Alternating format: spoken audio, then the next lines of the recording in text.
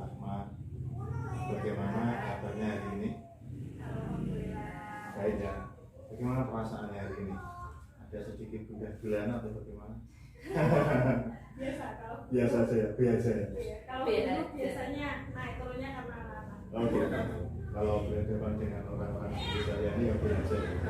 Insya Allah ya. Baik, Bu Ahmad dan Budian, terima kasih atas waktunya hari ini. Kebetulan kita sudah masuk di sesi pasca observasi setelah dilakukan supervisi akademik beberapa bulan atau minggu yang lalu. Diharapkan dari kegiatan pasca observasi ini nanti saya akan melihat bagaimana hasil yang sudah dilakukan oleh Budian kepada remaja dalam hal ini Bu Ahmad dalam rangka supervisi akademik di kelas 1 ya Bu ya.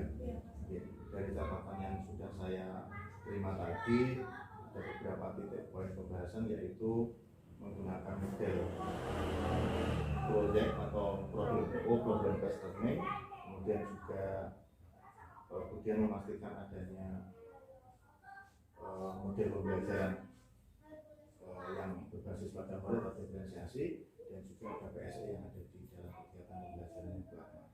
Jadi nanti silahkan dikomunikasikan di observasi, bukan di observasi tapi di pasca observasi ini penekanannya kemudian adalah menanyakan bagaimana hasil dari yang sudah dilakukan oleh sekali lagi tidak ada unsur penilaian di sini, saya hanya sebagai observer, saya hanya melihat. Nanti di akhir sesi saya akan memberikan penguatan kepada Budian.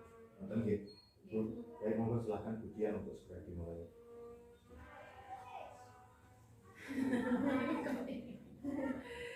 Bu Atma, bagaimana perasaannya ketika Bu Atma mengajar kemarin? Senang ya, senang. Ya senang, soalnya anak-anak juga kemarin di kegiatan depresi juga saya senang juga. Senang, kegiatannya asik Bu.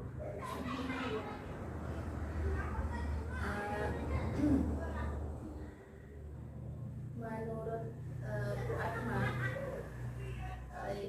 kegiatan atau tahap-tahap kemarin yang sudah berhasil itu bagaimana? Kalau menurut saya dari tahapan sintak-sintaknya itu kan semua sudah terlewati ya. Semua sudah terlewati, mulai dari sintak sampai di kesimpulan. Kalau penyajian hasil karya itu penyajiannya juga online ya, karena kalau di kelas 1 itu kesulitan dalam penyampaiannya, dalam presentasinya itu memang untuk komunikasinya, mengkomunikasikannya itu mereka masih kesulitan, jadi masih perlu bimbingan dari seperti itu. Terus yang menurut saya sintak yang paling berhasil itu ketika mereka sedang berkolaborasi dalam kelompoknya. Ketika menyelesaikan masalah itu, mereka sudah dikelompokkan sesuai dengan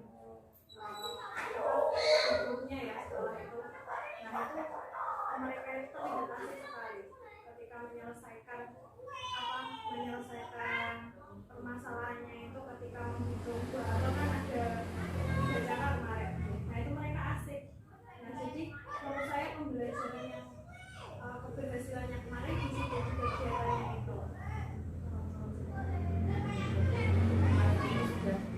Berhasil di segi kolaborasinya kemarin ya, kolaborasi anak-anak itu kalau disimpulkan itu berarti diferensiasi prosesnya sudah berhasil. Kemudian kalau yang menurut Budian itu yang belum berhasil atau mungkin belum sesuai dengan keinginan jenengan itu di apa, Bu? Ada 2. Jadi ketika mereka mempresentasikan hasil dari kolaborasi mereka dan hasil evaluasinya, karena mungkin antara soal evaluasinya dan menghubungkan dari kegiatan itu terus menyajikan menuangkan ke evaluasinya itu, mungkin anak-anak masih ada sedikit kesulitan. Jadi ketika evaluasi itu masih perlu bimbingan dari saya lagi. Jadi dibimbing, masih tetap dibimbing seperti Iya. pas proses itu ya. Iya, masih butuh bimbingan lagi ketika evaluasi. Tadi Bu Atma sudah menyampaikan bahwa kegiatan pembelajaran yang kemarin itu sudah berhasil nih. Kalau misalnya di ring itu keberhasilan jenengan itu misalnya 1 sampai 10 di ring itu dapat angka berapa nih keberhasilannya? Menurut saya ada di angka 8. Angka 2-nya itu dari kekurangan yang saya sebutkan mungkin itu tadi ya. ya. Alhamdulillah sudah sampai ke angka 8. Lalu apa Bu Atma ingin untuk menjadikan keberhasilan itu sampai ke 10? Mau ya. Kira-kira kalau dengan mau menjadikan keberhasilan ini ke depannya nanti misalnya nanti pembelajaran lagi itu bisa keberhasilannya sampai 10 itu mungkin Bu Atma punya ide apa gitu untuk menjadikan berhasil sampai 10? Mungkin ditambahkan di bagian penguatan dan kesimpulan setelah presentasi tadi penyajian hasil kolaborasi tadi, mungkin di penguatannya dan kesimpulannya itu mungkin perlu ditambah lagi agar anak itu bisa menghubungkan antara kegiatan yang mereka lakukan dengan tujuan yang akan kita capai, yang kita harapkan untuk evaluasinya itu mungkin ditambahkan di sini ya. Dan juga Berarti pemantapannya ya, dimantapkan di akhir bahwa kalau menghitung begini tuh caranya begini gitu, dimantapkan lebih diulang lagi lah intinya, diulang lagi, dimantapkan kembali gitu ya. Dan dihubungkan dengan tujuan yang mau kita capai itu tadi. Kira-kira jenengan akan memulai ide-ide itu yang mungkin tadi kira-kira kapan? Ya, mungkin di pembelajaran selanjutnya ini juga bisa dilakukan. Pembelajaran ini atau mungkin atau menunggu tahun depan atau gimana? Kan gini Bu Jen, jadi karena memang ini kan kita sekarang ini kan mendekati UAS ya, bisa juga ini sebelum mendekati UAS kita lakukan lagi sebelum kenaikan kelas ini, karena memang waktunya kan cuma itu untuk yang kita lakukan ini. Jadi kalau bisa ya sebelum ujian kenaikan kelas jadi memang biar hasilnya kelihatan kan. Supaya hasilnya kelihatan, melakukan ide itu tadi di waktu terdekat ini supaya nanti juga di pas ujian juga mereka juga sudah handal. Iya betul. Dan juga kan masalahnya masih fresh, jadi kita mau memperbaiki yang mana biar lebih mudah. Itu jadi tentang komitmen. Bagaimana komitmen panjenengan untuk melakukan ide-ide panjenengan? Ya kalau komitmennya saya selalu berkomitmen itu ya kalau bisa setiap pembelajaran itu harus bermakna untuk peserta didik ya, untuk anak-anak. Jadi kalau bisa setiap kegiatan pembelajaran itu bisa bermakna untuk mereka, dan juga kemarin yang mungkin kita pelajari bersama, dari hasil kita belajar bersama itu mungkin ada banyak tambahan juga kan dari kegiatan kita sebelumnya itu yang sudah kita diskusikan itu bisa saya terapkan di kelas saya. Dan kalau nanti anak-anak ini sudah selesai di kelas 1 ini, kelas 1 yang baru nanti bisa saya terapkan di ilmu yang Luar biasa banget. Dan keren. Oke. Terakhir kesimpulan